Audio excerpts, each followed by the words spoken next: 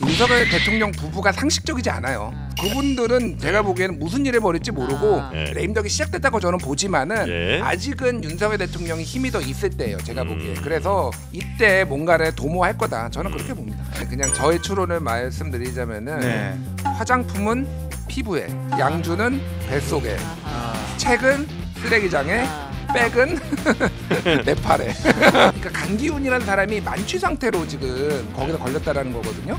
그런데 여기서 이거 했다라는 거는 대리를 부를 수 없는 상황이었다는 거예요. 비밀 장소에 있었거나 뭐 이런 상황이 아니냐라고 추론이 할 수밖에 없는 거예요. 그러니까 뭐 어는 그냥 뭐 합리적인 추론을 제가 말씀드리는 겁니다.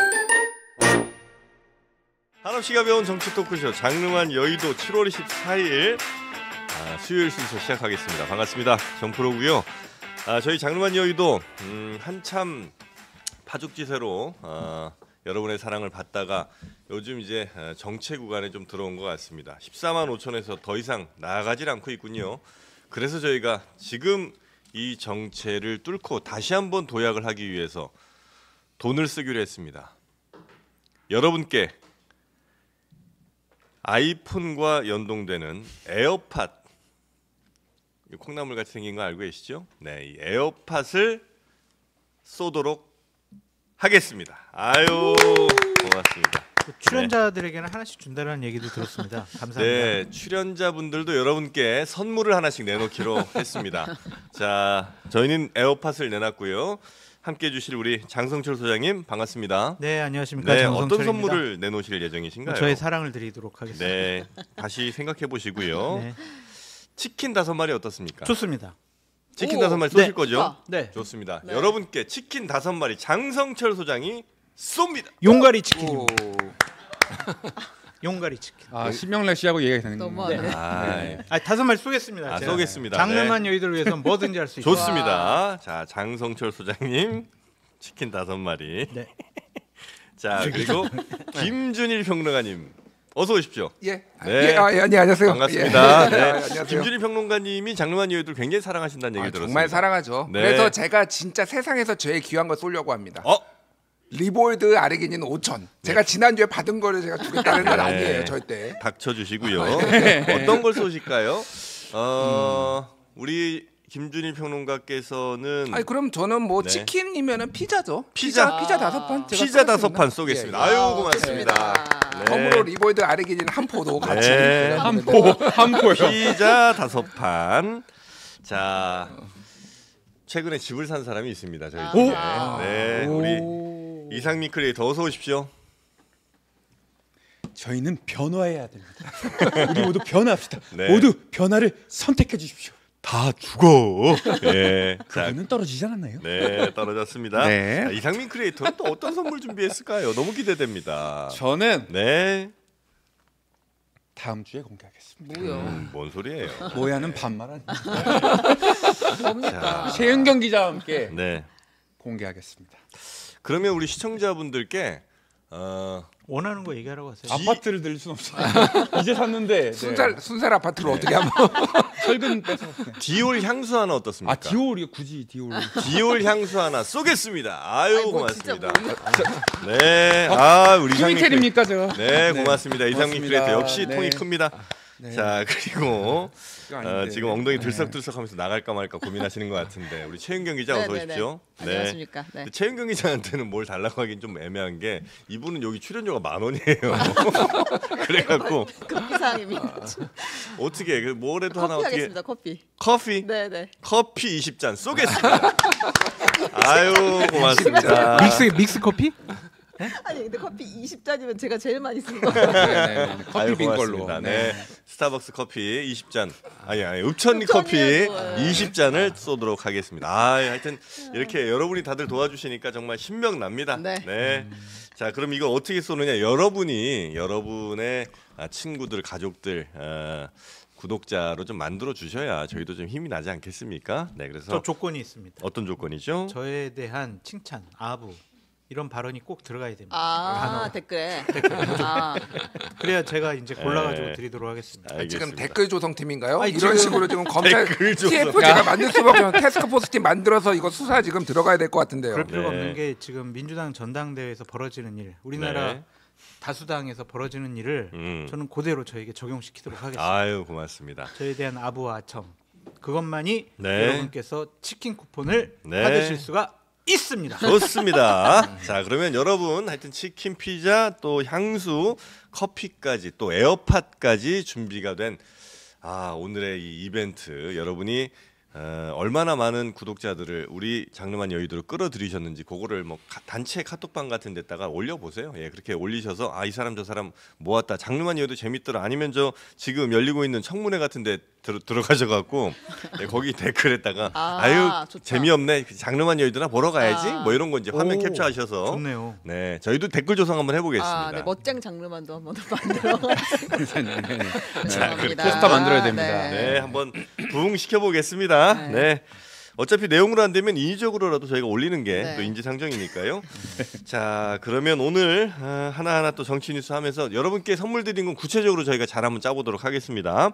자, 먼저 대통령실 청사에 큰 선물 오물이 떨어졌군요. 네. 아니 이게 언젠간 한번 올 거라는 생각이 있었는데 그게 이제 오늘인 것 같습니다. 네. 북한이 24일 날려보낸 오물풍선 중 하나 몇 가지가 대통령실 청사 내에서도 발견이 됐습니다.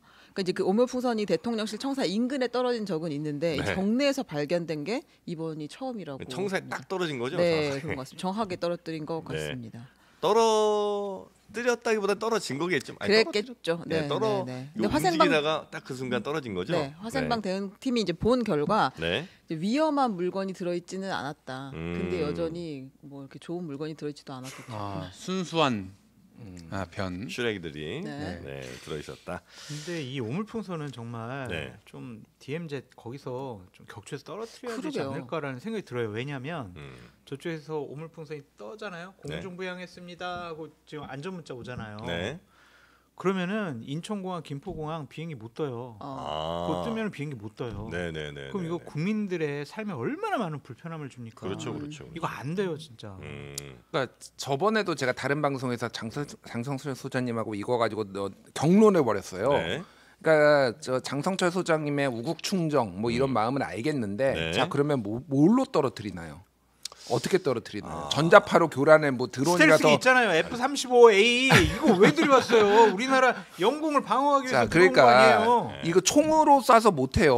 그러니까 네. 저 북한에서 올라올 때는 그쪽을 쌍했으면 이건 전쟁하자는 거잖아요. 아. 그러면 남한으로 널어와야 돼요. 그러면은 저 상국에 몇 킬로에 떠 있거든요. 네. 총알로 쏴서 못 떨어뜨립니다. 그러면은 뭐 이제 대규모 드론 부대를 한다든지 무슨 스텔스기 지금 이제 아무 말 대잔치가 나오는 거예요.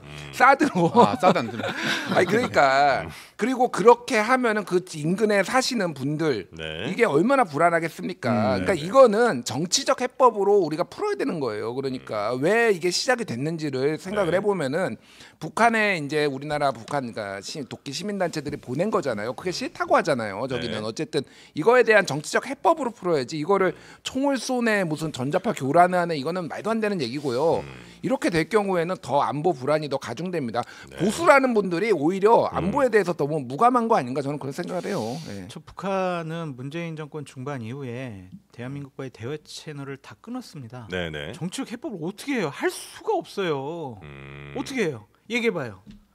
정치 해법 어떻게 할 거냐고. 그러니까 노력을 해야 될 거 아니에요. 아무것도 하지 않고. 시비를 걸어. 아니 뭐 대화하려고 해도 다 안 하는데 맞고 할수 있는 게 응하지도 없다. 않는데 뭘 어떻게 하냐고. 아니 그러니까 기본적으로 헌재에서 이 대북 풍선과 관련해서 결정이 난 거는 뭐냐면은 네. 이거를 법으로 막는 거가 뭐 위헌적이다라는 거예요. 풍선을 못 날리게 하자는 거죠. 예. 일단. 그러면은 이제 말씀으로. 법으로 아예 민주당이 만들었잖아요. 네. 그런데 이거를 그러니까 다른 예를 들면은 뭐 경찰이라든지 제지하는 것에 대해서는 이거는 어느 정도 이제 고려할 수 있다 이런 취지인 걸 한 거예요. 그러니까 이거는 지금 김동연 지사가 저번에 경기도에서 북부 쪽에서 자기가 행정력을 동원해서라도 막겠다 우리 네. 도민들을 위해서 막겠다라고 한 거거든요.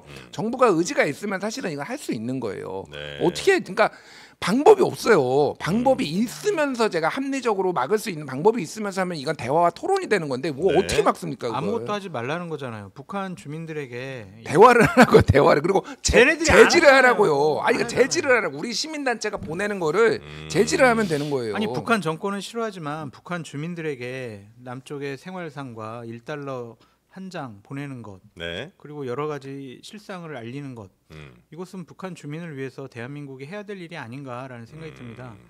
북한 김정은, 김여정이 싫어한다고 우리 아무것도 하지 말아요. 그건 아니잖아요. 그러니까 이미 북한에서 나만 아이돌 보고 나만 드라마 네. 보고 이거 다 하고 있는데 이 풍선 날아와 가지고 풍선 쪼가리 안에 있는 종이 쪼가리 보고 그러면 갑자기 어유 북한이 독재 정권이었네 이렇게 될까요? 그러니까 그거는 자연스럽게 오히려 개혁 개방을 통해서 좀 더 사람들이 남한 문화, 자유주의의 이런 맛을 보게 하는 거지 이 풍선이란 거는 실제 효과가 있을까요? 저는 굉장히 의문이에요. 그러니까 그 부분도 저는 인정을 하고 네. 맞다고 생각이 드는데 시민단체가 하는 거 보내는 막을 것에 수가 대해서 없다. 강제적으로 막는 것도 저는 좀 무의미하지 않나 네네. 그런 생각. 예, 요 하여튼 이 풍선 쪽은 참 답내기가 어려운 것 같아요. 예, 뭐 방법이 마땅한 게 별로 없는 것 같아서 예, 풍선 쪽은 하여튼 대통령실 경내에 지금 정확하게 하나 떨어졌다는 거 뉴스 정도 전해드리고요. 그거 빨리 치워야지. 왜냐면 그 만찬을 준비해야 되는데 그 냄새가 나면 되겠나? 아 만찬 따 하셔야죠. 네, 맛있게 네. 준비하고 있으니까 동훈아 그거 빨리 와라. 그 이번엔 오는 거지 그거. 자, 근데 저 만찬도 웃겨요. 왜요? 만찬의 정치학이라는 그러한 여러 가지 논의가 있습니다. 아, 마이크 땡기고 말씀해 주시면. 네. 독대에서 만찬을 해요. 네, 그 대통령이 네, 그 상대방에게 어마어마한 힘을 실어주는 겁니다. 그렇죠? 그리고 몇 명 지도부를 불러요. 그래가지고 한 뭐 정책위 의장, 원내대표 이런 사람들 불러요. 네, 그 사람들에게 힘을 실어주는 거죠. 지도부 부르면 지도부한테 힘을 실어주는 거고 식사를 함으로써 나는 이 사람을 대단히 신뢰하고 이 사람을 뭐 신임하고 있어 네네. 이런 메시지를 줄 수 있거든요. 네. 오늘 만찬은 대통령이 형식적인 만찬이 아닌가라는 생각이 듭니다. 참석 인원이 50명입니다. 아, 너무 많다. 너무 많아요. 아, 이거는 누구한테 힘을 실어준 이런 게 아니다. 예를 들면은 한동훈 당대표가 됐잖아요. 네. 그럼 한동훈 당대표 중심으로 당은 좀 단합해서 우리 대통령실과 함께 여러 난관을 잘 헤쳐나가자 이런 네. 메시지를 주면 좋은데 자 신임 지도부 오고 전임 지도부도 오고 낙선한 사람들도 오고 대통령실에서도 좀 뭐 참여할 사람 참여하고 50명이 떼밥을 먹는 거예요. 그러면 이게 그냥 전당대회 가가지고 아니면 연천에 가서 의원들하고 밥 먹는 거랑 큰 차이 똑같은 없다. 거예요. 이거는 뭐냐 어떻게 해석할 수가 있냐? 네. 한동훈 체제에 나는 힘을 실어주기 싫어. 이렇게 해석할 수밖에 밥을 안 없어요. 먹을 수는 없지만 네. 내가 먹더라도 너네한테 힘 실어주진 않을 거야라는 메시지. 아직도 한동훈 당대표 된 거 조금 껄쩍지근한데 이런 마음을 네네. 표현을 하는 거예요. 그래서 저는 그거를 참모들이 생각을 했는지 아니면은 대통령 부부가 그렇게 생각했는지 모르겠지만 네. 대단히 좀 부적절하고 잘못된 선택이 아닌가라는 생각이 듭니다. 이렇게 또 윤석열 대통령의 본심을 또 왜곡하고 아하. 헐뜯고 네, 보수라는 복귀합니다. 사람이 네. 참칭합니다. 기존 끝 윤석열 어떻게 대통령이 어떻게 전당대회 가서 강조한 게 뭔가요? 하나 원팀, 네. 운명 공동체, 네, 운명 눈빛. 공동체. 자 지금 갈갈이 쪼개진 이 국민의힘의 전당대회를 보면서 윤석열 네. 대통령께서 얼마나 가슴이 아프셨겠어요. 네. 자 그러면은 내가 한번 이렇게 뭉치게 해야 되겠다. 그래서 낙선자들도 하고 전현직 지도부 다 모여가지고 하나가 돼보자, 원팀이 돼보자. 이 대통령의 어떤 충심, 마음 네, 모르겠습니까 네. 정말? 두분 지금 자기 자리는 잘 알고 계시는 거죠? 네, 헷갈리지 마시고요. 네. 자, 그럼 어제 그 전당대회 관련된 뭐 결과들은 많이 아시겠습니다만 굉장히 이제 압승을 했고요. 네, 그 한동훈- 뉴스를 좀 전해주시죠. 한동훈 후보가 어제 62.84%의 득표율로 압승을 거두면서 대표에 당선이 됐습니다. 당선 직후 한동훈 후보의 수락 연설을 한번 들어볼게요. 네. 당원 동지들과 국민 여러분들은 오늘 국민의힘의 변화를 선택하셨습니다.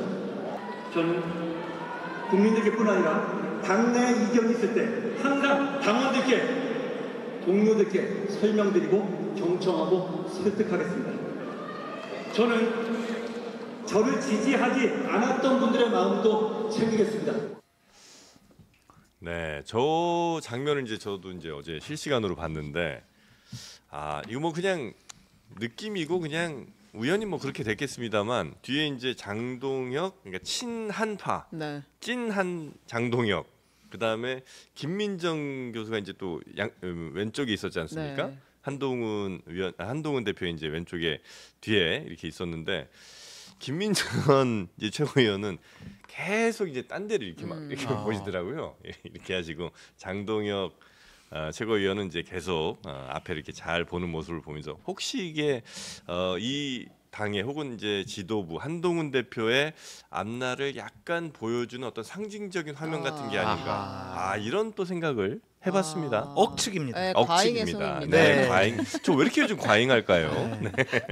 자, 마음이 삐뚤어져서 그런 것 같습니다. 제 마음이 네.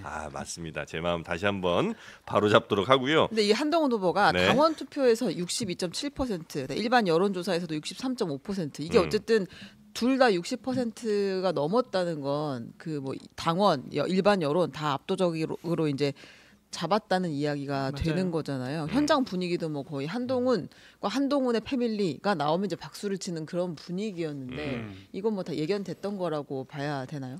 그렇죠. 저희는 뭐 1차에서 2차 갈 거라고 하시는 분들도 꽤 있었잖아요.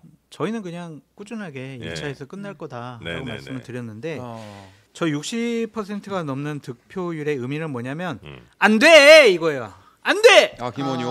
안 돼. 네. 뭐가 안 돼? 윤석열 대통령과 함께하면 안 돼 이거예요. 윤석열 대통령 부부와 함께하면 예. 국민의 힘이 네. 국민의 지지와 사랑을 다시 받을 수가 없다. 현명하게 차별화하지 않으면 네. 우리는 지방선거와 다음번 2027년 대선 때 정권 재창출할 수 없다. 그러니까 원희룡, 나경원, 윤상현 이 사람들의 처음에 메시지가 뭐였어요? 대통령과 함께였거든요. 네. 발걸음을 멈추고 호흡을 같이 하겠다 이거였잖아요. 그래서 안 돼. 변화해야 돼. 바꿔야 돼.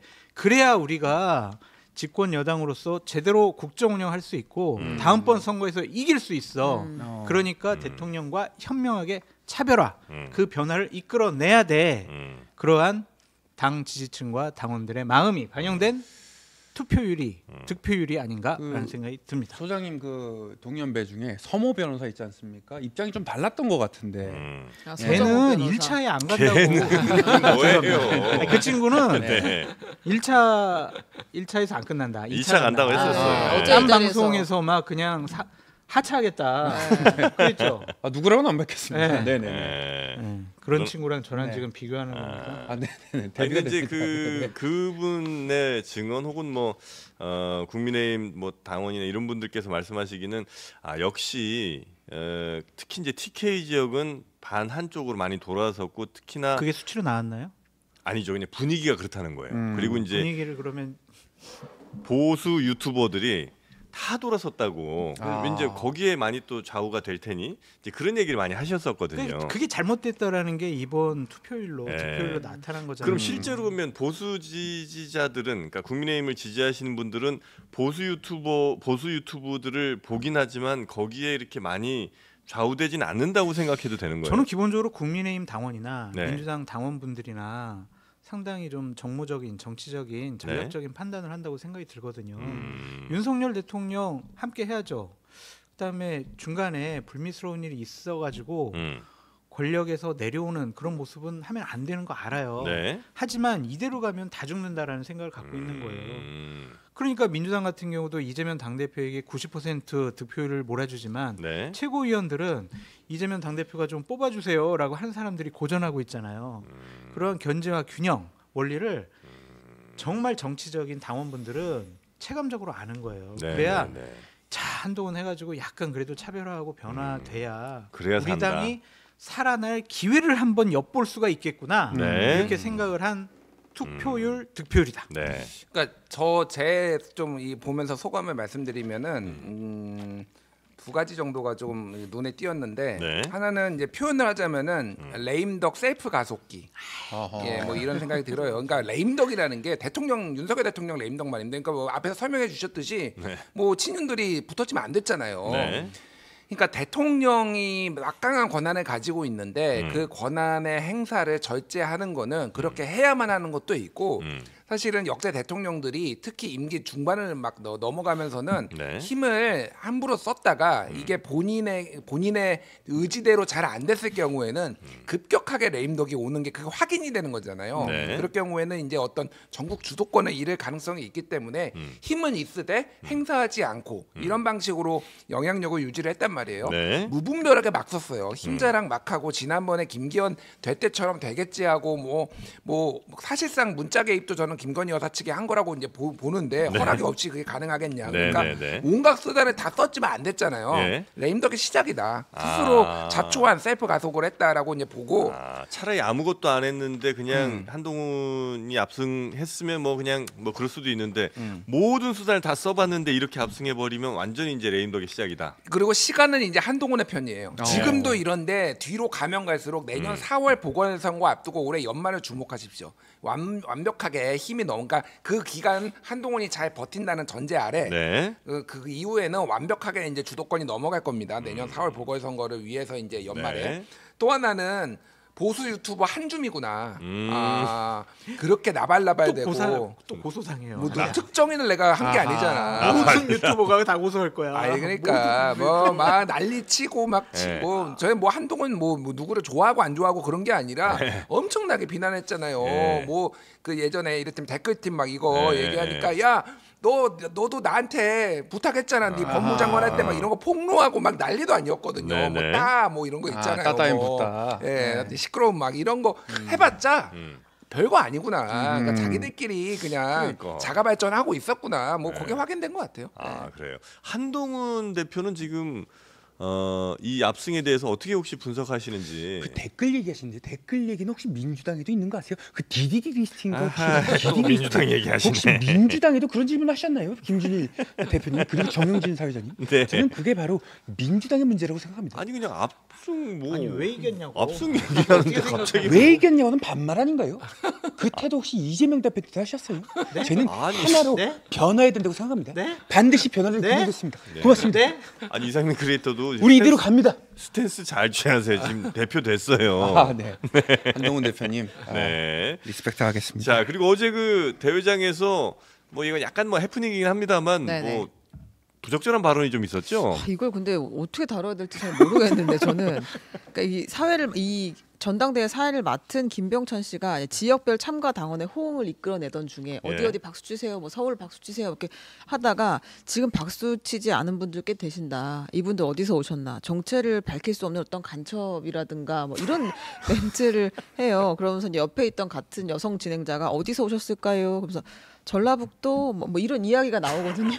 근데 이게 아니 물론 다룰 만한 정도의 이야기인지는 모르겠는데 네네네. 아무튼 부적절한 발언이 있었다라는 예. 걸 나중에 사회자가 이제 사과를 했고요. 민주당 측에서는 박수 치지 않은 사람은 간첩은 전라북도 이런 생각을 하지 않고서야 이건 도저히 이해할 수 없는 망언이다라고 네. 비판을 했습니다. 네, 이건 참 진짜 부적절한 뭐 어제 사과는 있긴 사회자를 있었습니다만. 어떻게 이런 사람을? 이상민. 이상민 크리에이터가 사회를 봤으면 이런 원래 일은 절대 사회 일어나지 설마 않는다는 제가 섭외를 받았겠습니까? 받았죠. 네. 네. 근데 왜 안 했어요? 이거를 해프닝으로 볼 수 있는데 네. 저는 뭐 다른 거보다도 네. 이거를 개그라고 받아들이고 그 드립을 하고 있고 네. 그거를 좋다고 다 웃고 있고 이게 딱 지금 보수 정당의 수준이에요. 제가 보기에는 아직도 극우 반공에서 벗어나지 못하고 있습니다. 이러니까 네. 국민들 외면을 받는 거 아닌가요? 그러니까 네. 좀 반성 좀 하십시오. 진짜 이게 뭡니까 이게? 예? 저는 JTBC 측의 작가님들과 PD님들에게 상당히 유감인데 네. 그래도 어제 잔치였잖아요. 네, 네. 네. 좀 일주일 정도는 좀 허니문 기간에서 요 정도는 그냥 좀 넘어가 주자. 좀 뭐 이런 것쯤은 좀 알겠습니다. 이 에이, 정도만 하고 넘어갈게요. 네네네. 그러면. 허니문 근데 마이크 좀 당기고 허니문 기간을 가지면 좋겠네요. 아직도 아, 작아요? 왜냐면 장 소장님의 목소리가 이제 네. 김준일 그 대표님 목소리보다 훨씬 작기 때문에 저희가 안 그래도 이 볼륨 때문에 욕을 많이 먹는데 네네네네. 그럼 김준일 대표 좀 뒤로 가세요. 제가 그러면 뒤로 가겠습니다. 목소리만 큰가 봐 내가. 아니 장비가 안 좋아서 이게 네. 다 죄송합니다. 그나저나 이제 핵심은 앞으로 이제 이 당이 어떻게 될 거냐는 네네. 거잖아요. 그리고 특히나 그 경선 과정 중에 얼마나 정말 이거 회복 불가다. 이거 도저히 안 될 것 같다는 얘기들이 나올 정도로 뭐 특히 이제 나경원, 한동훈, 뭐 원희룡, 한동훈 간의 갈등이 어마어마했지 않습니까? 요거는 어떻게 될 거로 지금 얘기가 나오고 있고 특히 어제 뭐 당선 축하 인사에서도 조금 그런 감정 같은 게 좀 들어갔었던 거 아니냐는 얘기도 나오는 것 같은데요. 네, 이제 패배한 세 후보가 네. SNS를 통해서 메시지를 남겼는데 이제 나경원, 윤상현 두 후보는 한동훈 대표 당선 축하한다라는 이야기가 들어가 있어요. 오, 근데 네. 이제 원희룡 후보는 제가 부족해서 안 됐다. 그래서 뭐 당원 동지 여러분들의 마음을 얻지 못했다. 그동안 보내주신 격려에 감사드린다. 라고 하면서 이제 한동훈 후보에 대한 당선 축하는 따로 언급을 안 한 요건 근데 그런 기본으로 메시지를 써야 어디서 되는 거 아니에요? 아무리 뭐 내가 당연히 하죠. 당연히 기본적으로 해야 되는데 네. 왜 안 했겠습니까? 축하하고 싶은 마음이 없어서 그런 거 아니 아니겠습니까? 이거 없어도 해야 되는 거 아니에요? 글쎄 형식적으로라도? 아 너무 그러니까 좀 마음이 좁아지지 않았느냐. 그만큼 경선 과정 중에서 네. 감정이 많이 상한 것 같다. 그런 생각이 들어요. 그냥 이거는 자동 녹음이거든요. 네. 자동적으로 나올 수밖에 그렇죠. 없어요. 아유 축하드립니다. 이게 나와야 되는데 네. 일부러 안 한 거예요. 하여튼 좀 거기 혹시 용산의 눈치를 좀 봐서 그런 걸까요? 용산의 눈치. 근데 용산은요. 네. 일주일 전에 자기네들의 자체 판단으로 에이 한동훈 되겠구나. 는 걸 이미 판단했다. 네, 그렇게 판단했다고 하더라고요. 아 그래요? 그런 거 보면 원희룡 후보의 개인적인 캐릭터, 성향, 이번에 느꼈던 감정 네. 이런 것들의 복합적인 측면이지 용산에서 야, 축하해주면 안 돼. 이런 사인이나 신호를 받고 한 것은 아니다. 아니 근데 굳이 이걸 따져보자면 나경원 후보는 오히려 이 한동훈 대표한테 좀 섭섭했을 수는 있을 것 같아요. 감정적으로 뭐 옳고 그름은 떠나서. 근데 원희룡 후보 같은 경우는 사실 한동훈 후보가 섭섭하면 섭섭하지 원희룡 후보가 섭섭함을 느낄 건 별로 없지 않나요?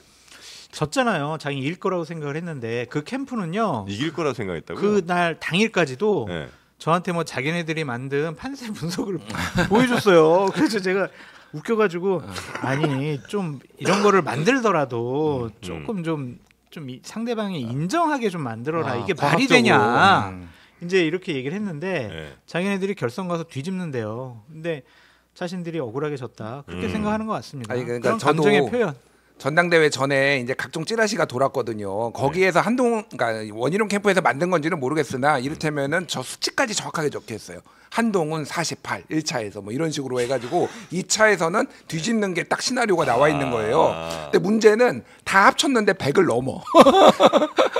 너무 급하게 만들었구나. 너무 급하게 만들었어. 그러니까 숫자 계산도 못한 거. 누가 만들었는지는 모르겠으나 원희룡 캠프에서 만들었는지. 그러니까 네. 그냥 막 좀 약간 그런 믿음도 있었고 사실은 원희룡 의원은 원희룡 전 장관은 져서 문제가 아니에요. 사실은 정치 생명의 위기다. 저는 그렇게 봅니다. 지금. 위기예요? 그러니까 지금은 원희룡은 끝까지 이제는 더 이상 방법이 없어요.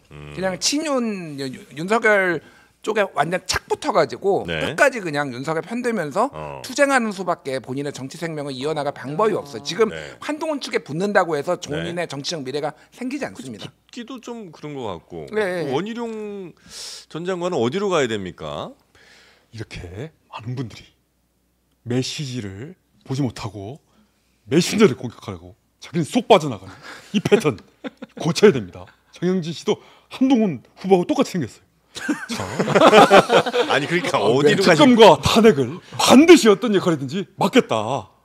이거 분명히 제가 밝혔고 아니 뭐 어떻게 막아요 지금? 조용히 하세요.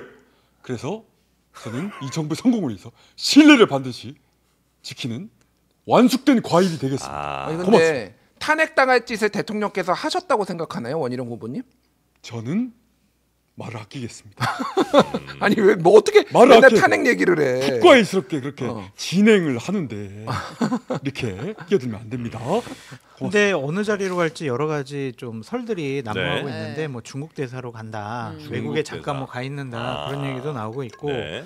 이번에 새로 만들어지는 정무장관으로 간다. 정무장관. 그리고 또 아니면 법무부 장관으로 보내가지고 법무부 장관이요? 네, 이재명 당대표 문제에 관련해서 네. 좀 마무리하는 그런 역할을 맡긴다. 여러 가지 좀 설들이 돌아다니고 있는데 네. 제가 봤을 때는 정무장관 정도를 맡으면서 좀 대통령의 대변자로서 네. 활동을 하지 않을까 그렇게 이제 그렇게 전망을 하고 좀 계시는군요. 추측을 해봅니다. 대변이요?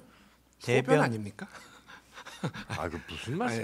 아니, 북한에서 오물풍선 보낸다고 제가 지금 말하는 거는 저렇게 썩은 개그를 하고 그러니까 풋과의 소리들 고소하세요. 그래서 아니 겨우 이제 저뭐 그래, 마무리를 고소가 없으면 고소 막 취하된 완전 것 제가 같아요. 말하는 거는 청문회를 거쳐야 되는 자리를 가면은 옛날 일이 소환이 될 거예요. 네. 그러니까. 네. 근데 뭐 그런 걸 다 노상- 떨어버린다라고 생각을 할 수 있죠. 노상방뇨 다시 소환되고 뭐 이럴 거니까 네. 그거를 얘기한 거예요. 얘기하신 아니 거예요. 뭐 네. 국토부 장관 때도 뭐 나왔던 거고 네.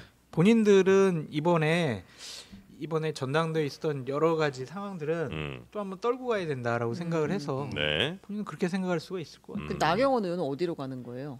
통합이 돼요? 한동훈 대표와? 괜찮아요. 다 정치력이 있는 분들이고 네. 당내 선거에서 한두 번 져본 것도 아니기 때문에 어떻게 하면은 아니 이렇게 진 적은 없잖아요. 그래도 연달아 세 번째 아니에요 네. 지금 이렇게 되면? 아니 삼수라고. 계속 졌어요. 그냥 뭐 네. 크게 지나 작게 지나 아니 진 거예요. 크고 작은 걸 떠나서 이렇게 네? 저를 이렇게 아니, 이거는 거의 모욕하시. 지금 수사 받을 것 같은 예, 그러니까 분위기인데. 이렇게까지 했는데 이게 같이 다시 갈 수 있다고요? 그래서 이제 한동훈 당 대표가 네. 막아줄 것이다. 어차피, 도와줄 것이다. 그 본인도 수사를. 청구인 네. 수사를 받아야 될 네. 상황이니까. 그러니까 더 한동훈 체제에 힘을 실어줄 수밖에 없다. 네, 네, 거듭 네. 말씀드리지만요.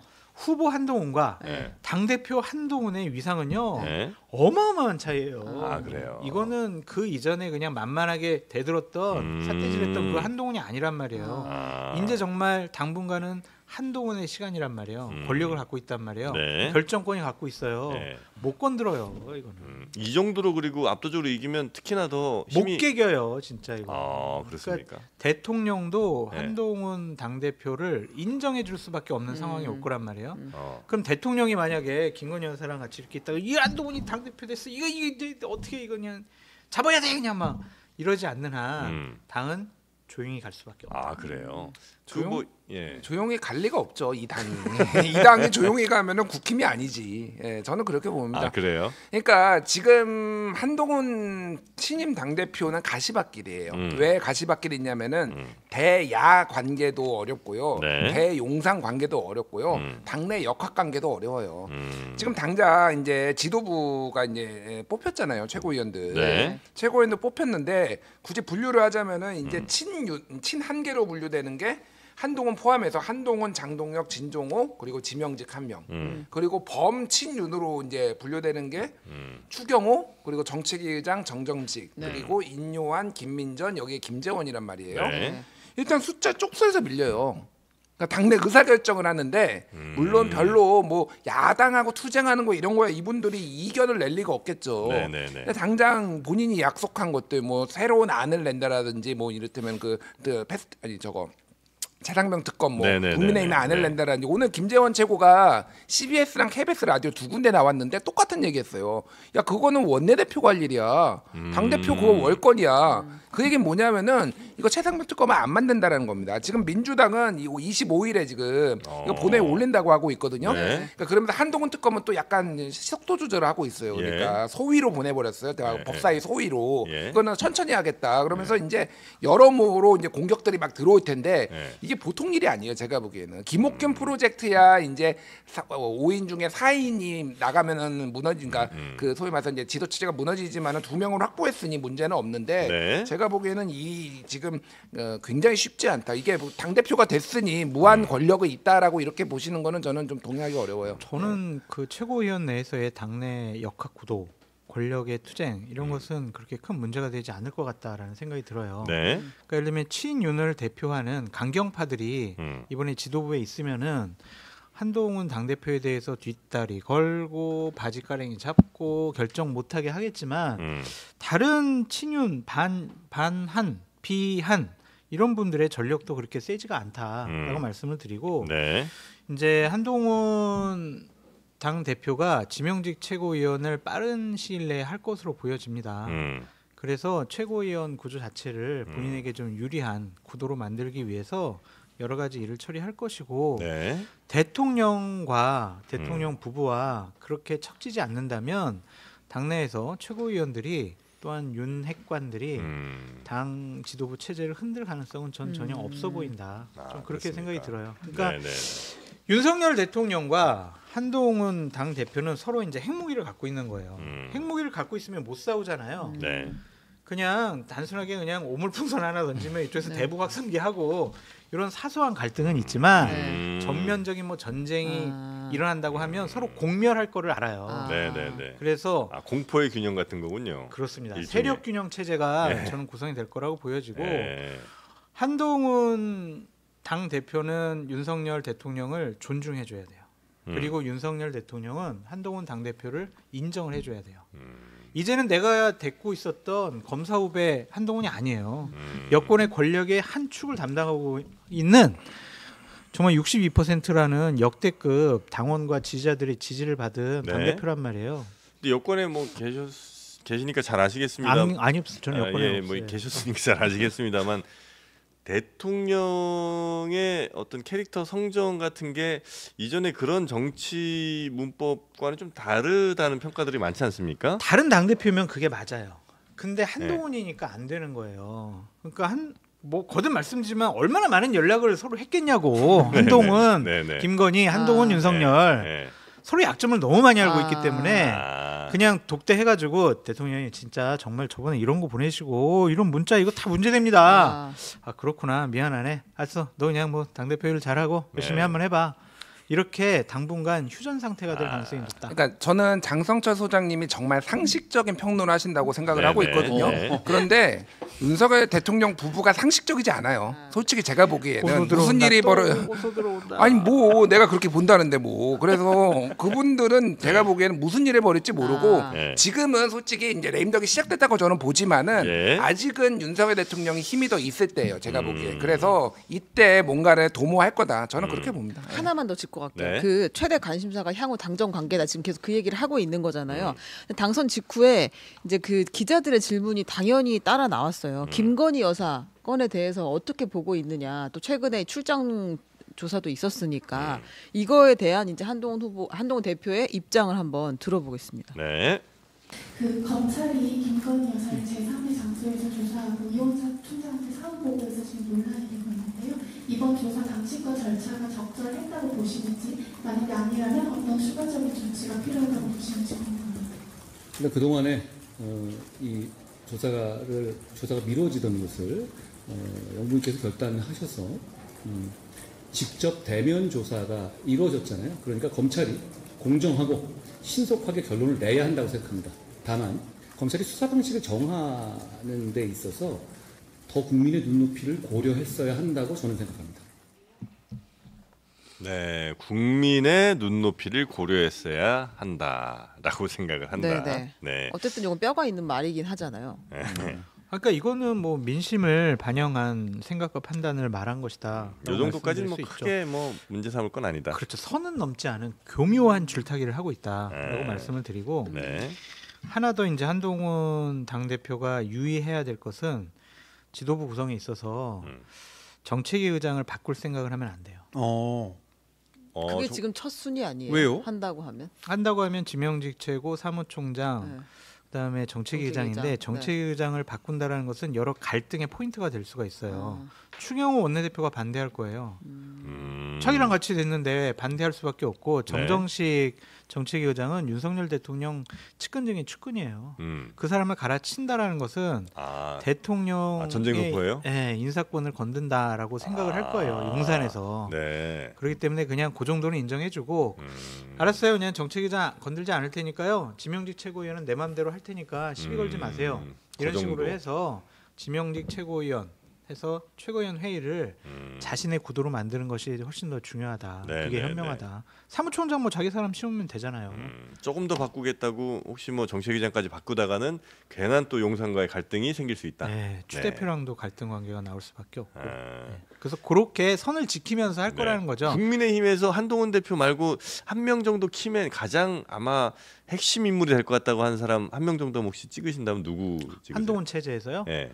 장동혁 수석 최고위원이 될 역시? 수밖에 없죠. 그래요. 수석 최고위원이라는 그 위상은 생각보다 좀 말빨이 먹힙니다. 인정을 해줍니다. 네. 또 본인도 스스로 그렇게 내가 수석 최고위원인데 다른 수석 최고위원들 잠깐만 입 다물고 이럴 수가 있어요. 그래요? 저는 이제 뭐 이거는 아주 상식적인 이제 평론이고요. 그러니까 제가 보는 포인트는 달라요. 너무 뻔하다 이거는. 이 사람을 주목해야 된다. 누구? 김재원 최고위원.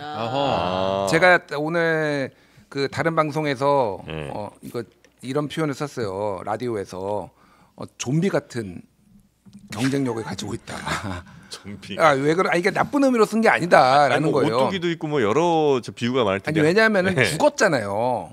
그러니까 최고위원을 지금 3번 했거든요. 이준석 때 하고요, 김기현 때 하고요, 그리고 이번에도 했어요. 한동훈 때. 그런가요? 대한민국 그 정당 역사에 최고위원을 3번 연속한 사람이 김재원이 유일합니다. 그러니까 왜냐하면은 일반적으로 한 번 최고위원을 하면은요.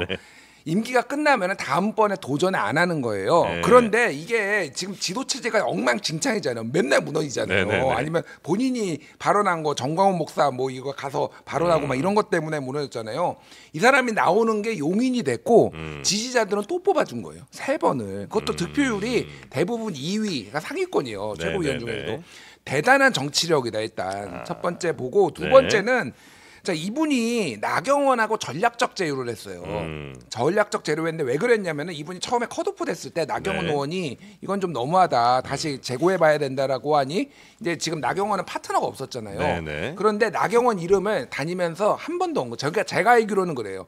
언급 아예 안 했습니다. 그러다가 마지막에 PPT 할 때 사진 한 장 나경원하고 찍은 거 딱 한 장 띄웠는데, 네. 그러니까 사실은 나경원을 손을 잡는 거가 필요는 했지만은 그게 전면으로 내세우는 게 도움이 될지 안 될지를 판단을 했다라는 거예요. 네. 제가 말하는 건 뭐냐면은 이 중에서 제가 보기에는 정치력이 제일 뛰어난 분이에요. 그리고 순간순간 본인의 이익에 따라서 움직이는 분인데 이분이 무슨 얘기를 했냐면은 네. 한동훈 뭐 이제 예전에 네. 한동훈 검사 시절에 한동훈 고발하겠다라고 그래서 국정원 특활비 때문에 한동훈한테 조사받았거든요. 예, 예. 그래가지고 검찰에 대한 원한이 커요. 아. 그래서 이미 오늘도 여러모로 약간 반한 스탠스를 취했는데 이게 끝까지 갈까? 한동훈이 이 사람을 섭외를 할 수 있을지 포용을 할 수 있을지가 이 비대. 왜냐면 아까 전에 제가 사람 숫자 얘기했잖아요. 지금 아직 친한들이 적어요. 지금 지명직 최고로 하더라도. 네. 그러니까 어떻게 이제 뭐 인용한 김민전도 있지만 이 사람을 섭외를 할지가 굉장히 중요하고 만약에 한동훈 흔들기가 진짜 본격화되면은 네. 최고위 안에서는 김재원 중심으로 될 거예요. 그래요. 예. 김재원이라는 사람의 정치력에 대해서는 폄하할 수밖에 없습니다. 폄하할 수밖에 없다고요? 네, 그 사람은 정치력이 있는 사람이 아니고 욕심만 있는 사람입니다. 당 대표 뭐 최고위원 선거 갑자기 있으면 무슨 무드입니까 이거는? 네. 아니, 그냥 들어보세요. 평가를 하는 거예요. 네. 예. 마무리하라고? 아니. 아니. 하세요. 재미없다고 합니다. 아니. 그 사람은 최고위원 선거 때마다 나오고 그다음에 국회의원 선거 있을 때마다 나오고 네. 시장 선거 있을 때 나왔고 아. 그냥 선거란 선거는 다 나가요. 근데 출마 그때마다 중공인가요? 실패를 네. 하고 네. 유일하게 최고위원 선거만 나오면은 당선이 되는데 그것은 당 내에서 그 사람을 별로 인정하지도 않고 최고위원회에서도 그 예. 사람의 말발은 먹히지 아, 그래요? 않을 가능성이 높습니다. 지난번에 최고위원 됐을 때 사고 쳐가지고 며칠 예. 만에 사퇴했잖아요. 예. 그리고 본인이 대구시장 나간다고 중간에 또 그만둔 사람이에요. 예. 그런 사람의 정치력에 대해서 인정하는 김준일 대표님께도 상당히 유감입니다. 실망 많이 하신 것 아니 같아요. 제가 그러니까 정치적으로 올바르다라고 얘기를 하는 게 아니라 결과를 보면은 누가 대한민국에 3번을 나와서 3번이나 당선됩니까 최고위원회. 이거는 인정을 해줘야 된다라는 거고 기회주의자죠. 그게 욕심과 그러니까 이 김재원 최고는 엉뚱한 데서 싸우시는. 친윤 같은 비윤이에요. 그러니까 사실은 친윤 호소인이에요. 본인은 주주가 되고 싶지만은 친윤들을 인정하지 않아서 맨날 컷오프 당하고 막 그랬단 말이에요.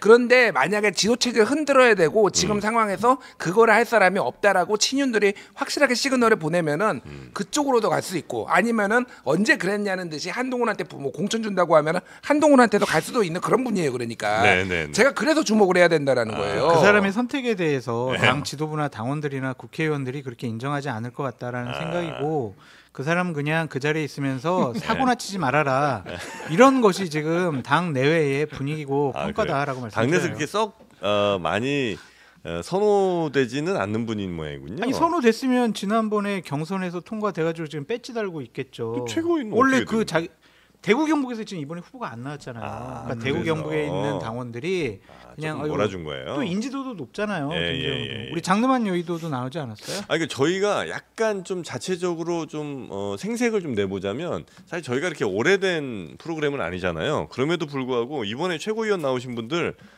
다 나왔어요 저희 프로에.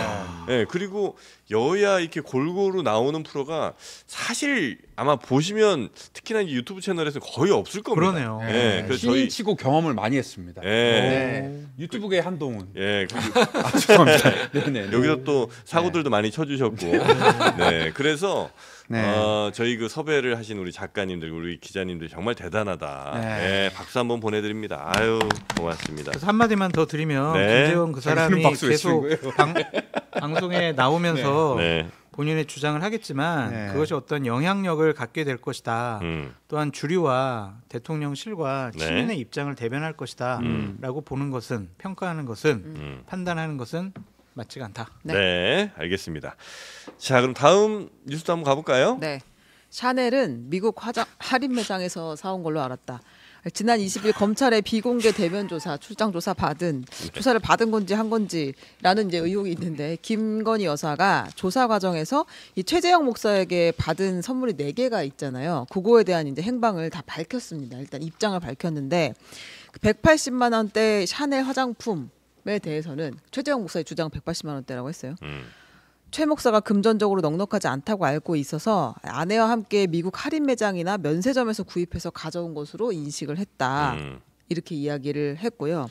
그다음에 이제 양주 2022년 7월에 받은 양주의 경우 위해 우려가 있는 물품은 폐기해야 한다는 경호 지침에 따라서 폐기한 것으로 안다.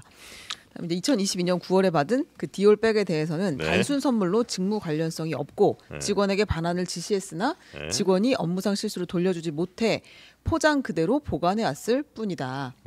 이렇게 입장을 밝혔습니다. 그리고 책은 폐기했다라고 이야기했고요. 그러니까 위스키는 위해 우려가 있는 물품이라 폐기했고 네. 안 드셨고 아니, 안 드신지는 모르고 폐기를 했다. 이제 폐기를 어디다 먹어서 했는지 먹어서 어디에 폐기했다고요? 위에 간에 위에 우려가 있을 수도 있으니까 그건 모를 일이고. 네. 네.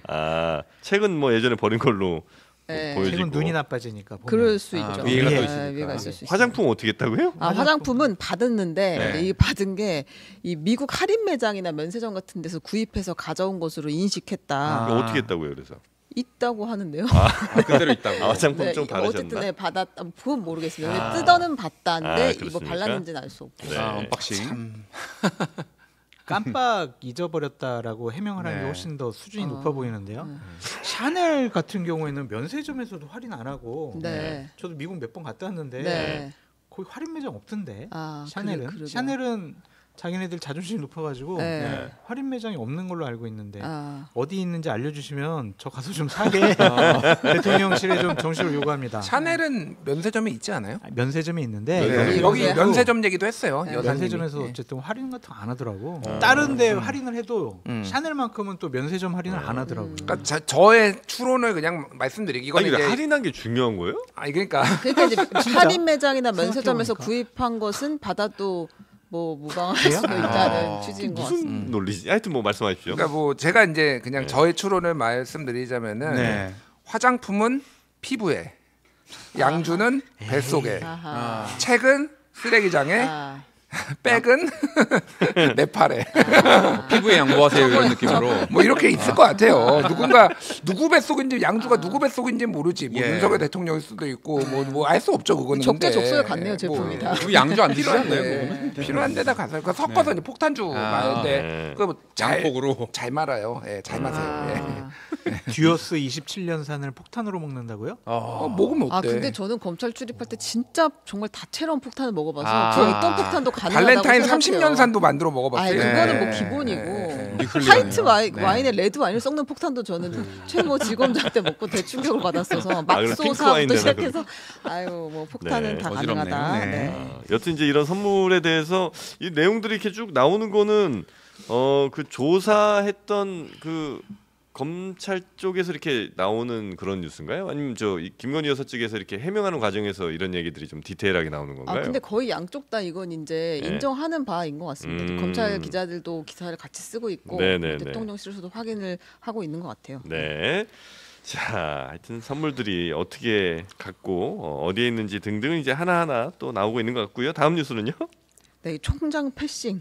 아, 총장 패싱. 이 비공개 조사에 대해서 이제 이원석 검찰총장이 대검 감찰부에 이거 왜 이런 방문 조사, 출장 조사가 이루어졌는지 진상 파악을 해라라고 지시를 했잖아요. 근데 이제 이창수 중앙지검장이 이거 지금 하면 수사에 방해가 될 수 있다. 나만 조사를 받겠다. 수사팀 건들지 말아라라고 하면서 사실상 감찰을 거부한 그런 상황입니다. 아, 그래요. 네. 그러니까 이제 총장은 감찰을 하려고 하고 네.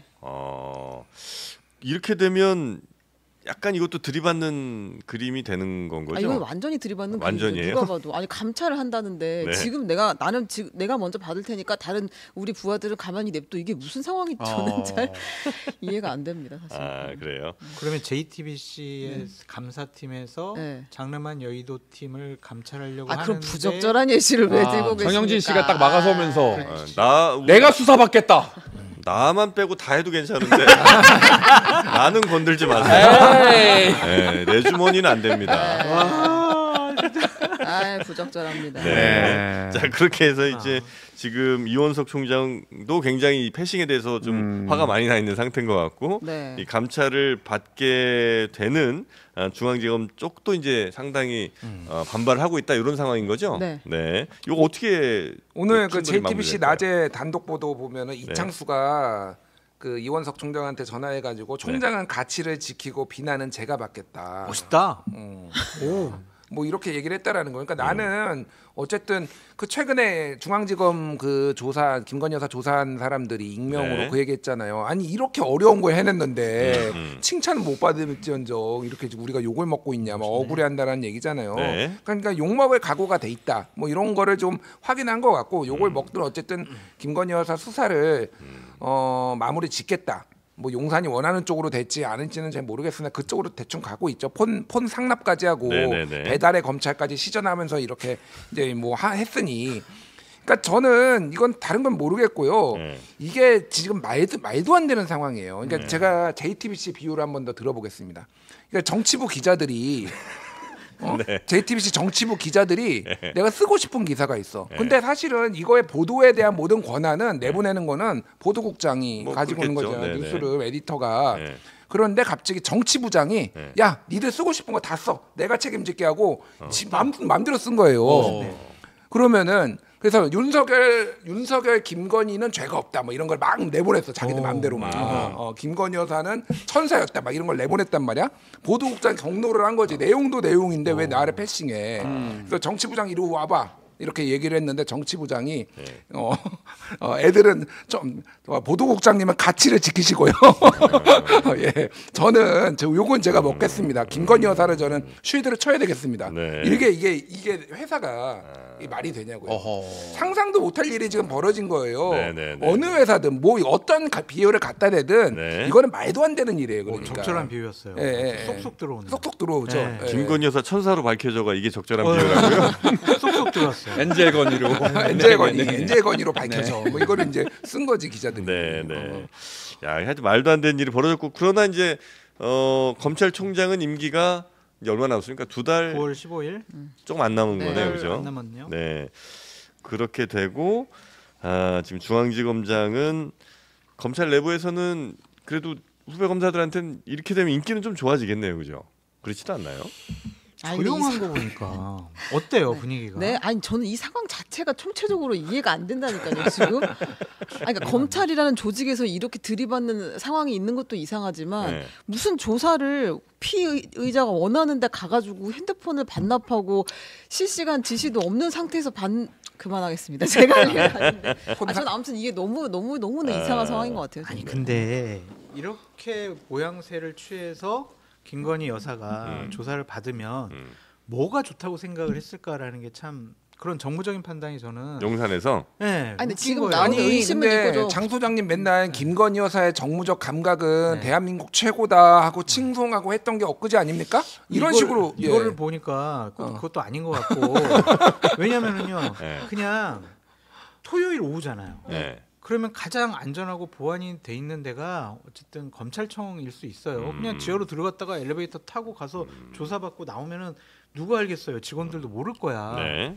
그러면서 김건희 여사가 머리를 흐트러뜨리며 안경을 쓰고 초췌한 모습으로 새벽 1시 반쯤에 나가는 걸 누군가가 우연히 찍었어. 네. 그래가지고 그걸 다음날 보도가 됐어. 네. 김건희 여사 검찰에 나와서 밤늦게까지 밤늦게까지 저렇게 초췌하게 네. 이렇게 하면서 무혐의 주는 것과 이렇게 몰래 휴대폰도 경호처에 반납하고 네. 자기네들 마음대로 하고 나중에 알려지고 조사 받았는지 안 받았는지 증거는 없잖아요 우리가. 근데 이거는 장 소장님이 정말로 김건희 여사와 대통령 부부를 몰라서 하는 얘기다. 잘 아시면서 일부러 저렇게 얘기해요. 아니, 김건희 그러면은 여사는 제일 싫어하는 게 네. 사진 이상하게 나오는 거예요. 항상 위험한 완벽한 세팅에서 완벽하게 아니, 지금 근데- 세팅을 해야 되는데 본인이 원치 않은 타이밍에 이상한 표정, 일그러진 표정 이런 게 나올 가능성이 있잖아요. 포토라인이든 뭐가 됐든 그런 돌발적인 변수를 없애는 게 일단 제일 중요하고요.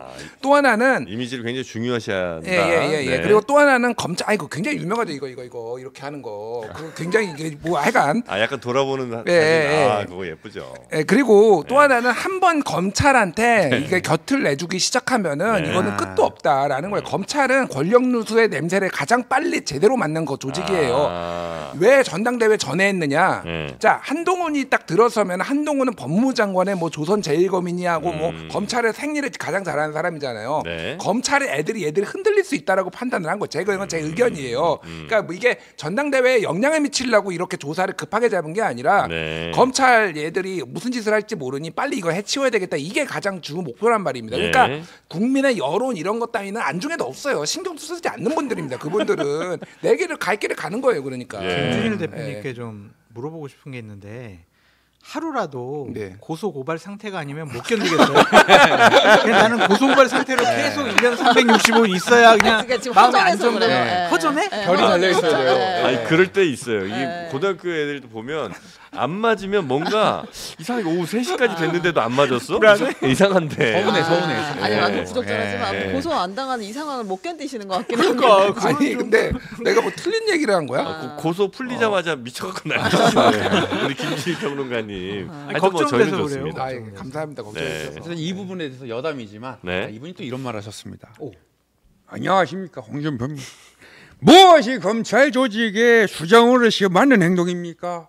꼭 영부인을 포토라인에 세워서 창피 주면서 분풀이를 해서 올바른 검찰권 행사에 거기에 올바른 검찰권 행사입니까?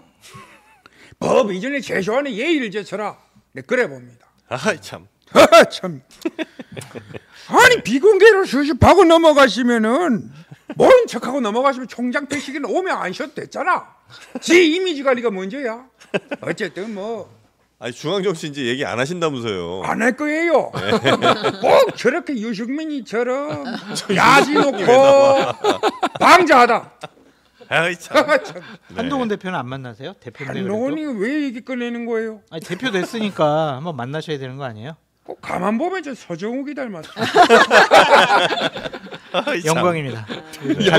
잘 나가는 서정욱 변호사. 네. 자 그리고 지금 청문회가 열리고 있어서 저희 동접자가 또 동접이 안 떨어졌어요. 올라요. 아이, 아 청문회 보느라고. 청문회 또 그 저 뭡니까 정무위 아니 뭐 어디죠? 법사위. 네, 법사위죠 네, 법사위. 네. 아 거기도 지금 아, 하고 있죠. 이 열차들이 있구나. 계속 정시 출발해가지고 저희가 열세. 지대한 영향을 받고 있습니다. 두 개가 동시에 오늘은. 아, 그렇군요. 네. 이제 오늘부터 이진숙 방통위원장 후보자에 대한 인사청문회가 진행이 되는데요. 이런 거 주말에 좀 하라고 하세요 이제.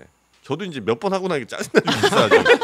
아니 우리 방송 시간을 좀 땡기든지 미루든지. 네. 아 근데 이겨냅시다. 네, 이겨내 보겠습니다. 요거 이제 그 중요한 쟁점들은 내일 저희가 청문회 정리를 하는 걸로 하고 네. 어제 재밌는 일이 있었어요. 오, 뭡니까? 임기가 종료된 지 하루 만에 네. 유희림 방심위원장이 다시 방심위원장이 되었습니다. 재취업했군요. 네, 여기도 업무 공백을 못 견디는 분인 것 같아요. 그냥 본인들끼리 모여가지고 문 닫고 그러니까 윤석열 대통령 지명했고 그래 그럼 땅땅땅 우리끼리 하자 그래가지고 방심위원장으로 재선출이 됐습니다. 최민희 방통위원장이 그 소식을 듣고 부랴부랴 뛰어갔어요. 아 진짜요? 도로 한복판에서 막았습니다. 근데 최민희 위원장이? 예, 직접 몸으로 막았는데 그 유일인 방심위원장, 유 방심위원장이 나오는 차가 네. 사람을 칠 뻔했어요 그때. 아이고. 그러니까 막으니까 그냥 차가 막 밀고 갑니다. 그래가지고 차단기 앞에서 모두가 다 모여서 이 뭐 하는 짓이냐고 난리쳐서 끌어내가지고 네, 따라갔다가 류일인 방심위원장은 네. 택시 타고 갔다고 합니다. 와, 다시 들어갔어요. 영상에 있어요? 네, 봐야 영상이 되겠네. 아니 지금 저희가 준비하지 못했는데 네. 최민희 위원장실에서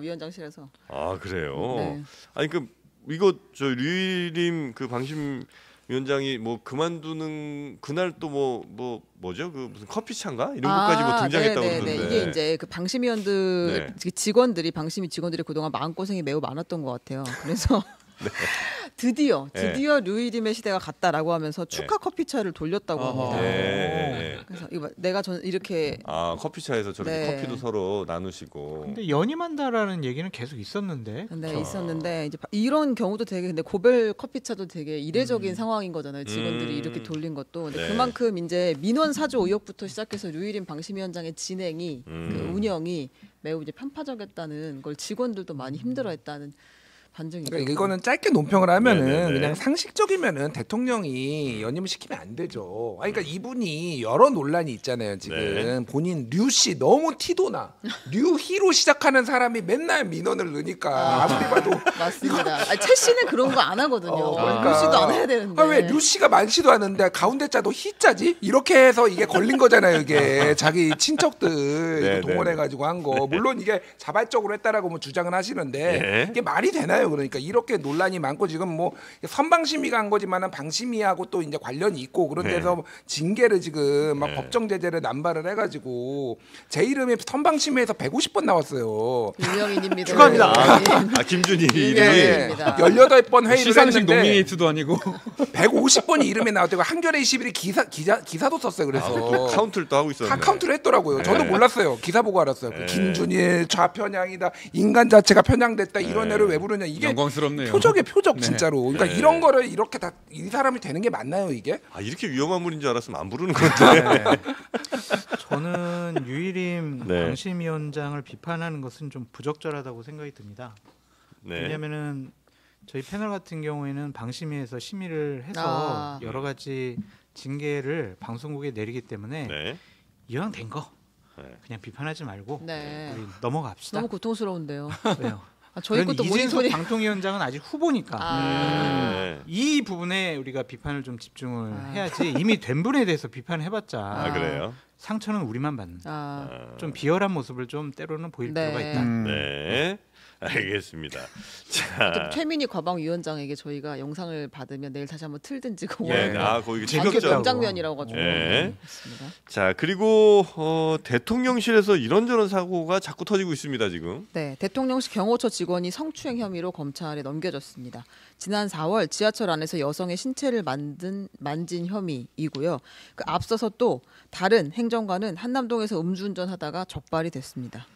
그리고 또 다른 행정관은 그 명품백 돌려주라는 지시를 깜빡해가지고 김건희 여사를 매우 곤란하게 만들었다. 이런 일들이 계속 벌어지고 있습니다. 며칠 사이에 뭐 그 깜빡하는 그 행정관은 빼놓더라도 지금 음주운전에 좀 아직 이건 뭐 사실 확인은 좀 더 해봐야 되겠습니다만 그 지하철 내에서 성추행 행동을 이제 했다는 거잖아요 지금. 물론 이제 뭐 예전에도 보면 청와대 직원들이 뭐 가끔 그런 경우가 없지 않아 있긴 했었습니다만 기강이 확실히 지금 잘 안 서는 모양입니다. 기강이 안 서었다라기보다는 대통령실 차원에서 그냥 다 쉬쉬하고 봐주는 거 아닌가.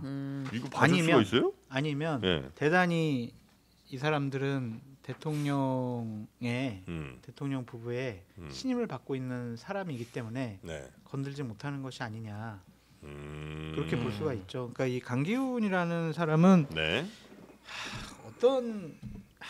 어떤 얘기까지 있냐면 음주운전 강기훈 이야기하시는 거죠. 그러니까 이게 40여일 동안 그냥 쉬쉬하고 그냥 넘어간 거 아니에요. 언론에 보도되니까 그때서야 그냥 알았어 직무 배제하는데 사표는 안 받을게. 라고 했다가 그것도 막 문제 삼으니까 알았어 지금 우리가 지금 논의 중이야 이런 식으로 얘기하는 거잖아요. 대단히 이례적이잖아요. 왜 그러겠냐고요. 대단히 신임받고 있다라는 거 아니겠어요. 어느 정도 신임받냐면 에피소드가 있는데 강기훈이 자기보다 대통령의 신임을 받는 사람은 딱 한 명 있다 라고 자기가 얘기를 한다는 거예요? 했다. 대통령실에서 주위에서. 그게 이제 당시 한동훈이었다. 한동훈 법무부 장관 시절에 난 대통령의 대단한 신임을 받고 있는데 한 명은 못 챙겼다. 그게 이제 한동훈이다. 그렇게 할 정도로 본인은 대통령의 신임을 받고 있다라는 거를 그냥 주위에다가 본인 스스로만 얘기하고 다녔던 친구거든요. 네. 그래서 그렇게 센 사람이니까 비서실 차원에서는 네. 제대로 된 시스템적인 조치를 취하지 못한 것이 아니냐 그런 좀 생각이 듭니다. 네. 그러니까 대통령실이라는 공적 기관이 대통령과의 친서 관계에 따라서 징계 받을 수도 있고 징계 안 받을 수도 있고 시스템이 망가진 모습을 보이는 것은 네. 상당히 부적절하고 잘못됐다라고 말씀드립니다. 요거는 좀 짧게 논평을 하자면은 이 강기훈 씨는 이제 선임행정관, 국정기획비서관실 선임행정관 이분은 예전에 이제 이준석 대체제로 보수 젊은 보수로 좀 키우려고 했던 그런 사람이에요. 그러니까 그거는 이제 일군의 이제 그런 분들이 이제 그런 생각을 한 거죠. 네네네. 그러니까 윤핵관들이 뭐 윤핵관들이 원래 뭐 자유의 새벽당인가 약간 좀 강경 보수 성향의 이런 당을 뭐 당 대표였나 뭐 창당도 했고 뭐 이런 분인데. 이게 대통령 신임 받는 거 맞고요. 제가 주목하는 거는 이 한남동에서 걸렸다라는 거예요. 이게 안 돼. 그 얘기를 하지 마. 아니야. 그냥 이건 추론이야. 그러니까 한남동에 대통령 관저 있잖아요. 네. 그러니까 상식적이에요. 그러니까 강기훈이라는 사람이 만취 상태로 지금 거기서 걸렸다라는 거거든요. 네. 그러면은 일반적으로 술을 어느 정도 먹으면은 뭐 이 사람이 대단히 유명한 사람도 아니잖아. 뭐 연예인들 중에서 대리운전 부르면은 막 그런 거 싫어가지고 그런 연예인들이 있는데 그냥 이 정도면은 평소에 막 음주운전이 맨날 걸린 사람이 아니면은 대리운전을 불러요. 그렇겠죠. 그런데 여기서 이거 했다라는 거는 대리를 부를 수 없는 상황이었다는 거야. 비밀 장소에 있었거나 뭐 이런 상황이 아니냐라고 추론이 할 수밖에 없는 거예요. 그러니까. 뭐예요 어는 그냥 뭐 합리적인 추론을 제가 말씀드리는 겁니다. 미치지. 그러니까 면허 취소 상태로 완전 만취 상태로 나왔다라는 건데 대리를 부를 수 없을 정도로 불쾌해요. 취했거나 네. 아니면은 어디 대리를 불러서는 안 되는 장소로 지금 이 사람이 갔다라는 거예요. 그러니까 되게 뭔지 모르겠으나 참 뭔지 묘하다 이런 말씀드리겠습니다. 대리를 부를 수 없는 장소. 대한민국에 그런 장소가 있나요? 강기훈한테 물어보세요. 저한테 물어보지 말고. 상상을 자꾸 하게 되네요. 네. 네. 힘들다. 알겠습니다.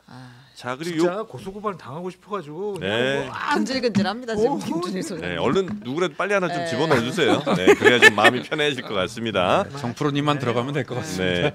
근데 요거는 이거를 내일 다시 할까요 그러면? 요거 오늘 그냥 빨리 하고 네. 넘어가시죠. 뭡니까? 네. 이게 이제 그 이재명 헬기 이송 행동 강령 위반이 있었다라고 네. 권익위에서 발표를 한 거예요.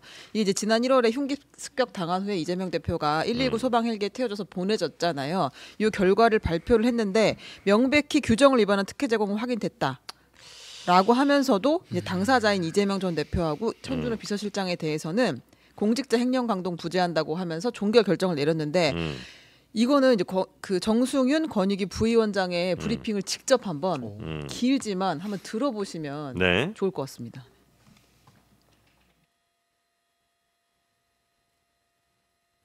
이재명 전 대표는 논외로 하더라도 그러니까 어떤 규정을 위반을 했고 그러니까 야당 대표의 피습 그리고 피습 정도에 따라서 이제 의료진과 소방 관계자들이 사실 의료 전원을 결정을 하는 걸로 알고 있는데 어떤 규정을 혹시 위반을 했다고 볼 수 있을까요? 매뉴얼하고 규정들이 있는데 사실은 그 당당 규정들과 관련해가 당당 공무원들 그리고 의사들 해서 사실 그것까지 저희가 말씀드리기가 상당히 곤란합니다. 이게 저희가 신고자라 협조자, 조사자에 대한 비밀 보장 의무가 있어가지고 한데 다만 그 전원과 관련돼서 서울대병원을 좀 알아보시면 좋을 것 같습니다. 거기에 전원과 관련된 규정들이 있고 소방과 관련된 규정들이 있습니다. 소방청 기자님들이 그 부분은 좀 확인하시면 어떨까 이런 싶습니다.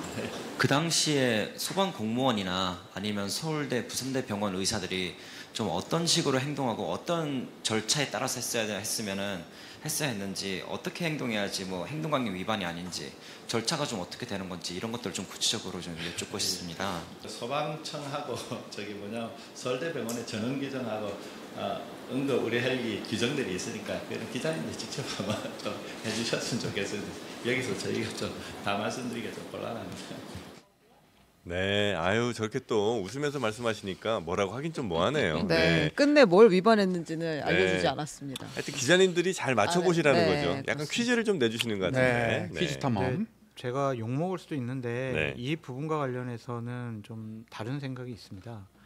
저는 이재명 당 대표에 대해서 상당히 비판을 많이 하고 그분의 정치적인 판단과 결정과 정치를 하려는 의지에 대해서 상당히 좀 잘못됐다, 정치할 자격이 없다 그렇게 얘기하는 사람인데요.